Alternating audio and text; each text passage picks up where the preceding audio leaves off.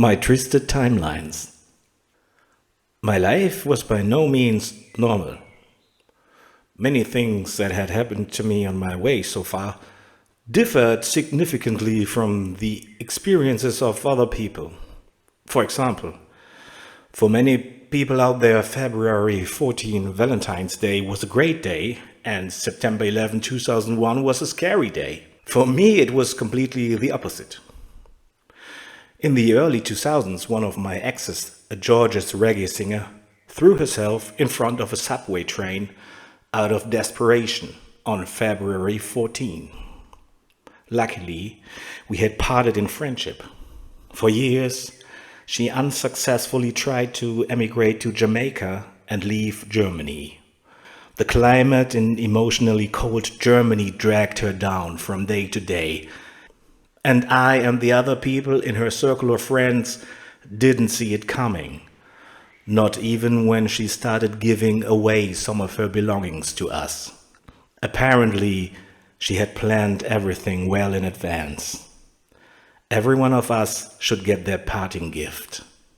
She was a Rastafari and clearly had a guilt complex persuaded by one of Jehovah's Witnesses at a number of meetings. Not least because of the sacrament of the Rastafari.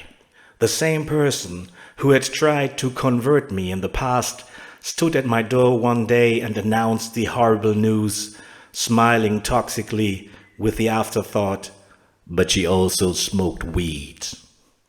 I passionately despised Jehovah's Witnesses ever since, and February 14 is not really a great day for me. September 11, 2001 was the exact opposite, and this story makes me smile every time I think about it. I remember that September 11 was a Tuesday this year, and that day I was on vacation in Senegal, West Africa. I had a wonderful time there in the traditional holiday camp of a native Senegalese whose invitation to go to Africa I had accepted. The camp was right on the sea, and I could hear the surf every night before falling asleep. It was a great time, and this Tuesday was carefree for me in Senegal, and without any particular incidents. In terms of language, I wasn't into French, and didn't hear anything about the attacks there. However, 3 days later, on my return flight, it led to an inexplicable shift in reality for me.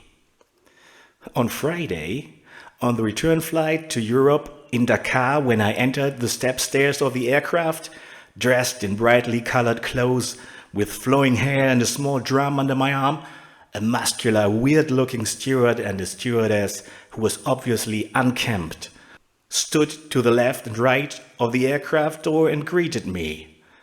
I beamed with happiness about this great holiday.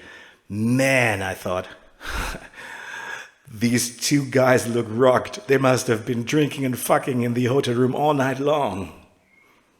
I was absolutely clueless. When I took my seat, all the passengers and flight crew seemed so strangely nervous and tense to me. I really seemed to be the only one in a good mood here. The guy on my left was chewing his fingernails nervously, and the stewardesses went nuts when they realized that the 23rd seat passenger had been on the toilet for 10 minutes. I didn't understand anything anymore and decided to shorten my flight time by watching comedy after comedy on the TV built into the seat back in front of me. Every time I laughed out loud, my seat neighbor acknowledged this with a strangely tense sideways glance in my direction. Man, they were all in a bad mood here. In Paris, I changed to a smaller charter plane. The stewardesses suddenly reacted very differently to me than on the outward flight. Suddenly, they looked me right into the eye and didn't seem so distant anymore. I thought, damn, I must be looking so awesome with my golden brown tan. No wonder the girls are suddenly so hot. After I landed back at gate 93 in Düsseldorf, my friends who picked me up asked me how my flight had been. Good, I said, but the people were all so strange. They enlightened me and I entered a completely different country. For 2 weeks, all people were like changed. Complete strangers suddenly started talking to each other again on the bus, on the train, and at the greengrocers. For 2 weeks, everyone seemed to have awakened from their deep slumber. Unfortunately, only for 2 weeks.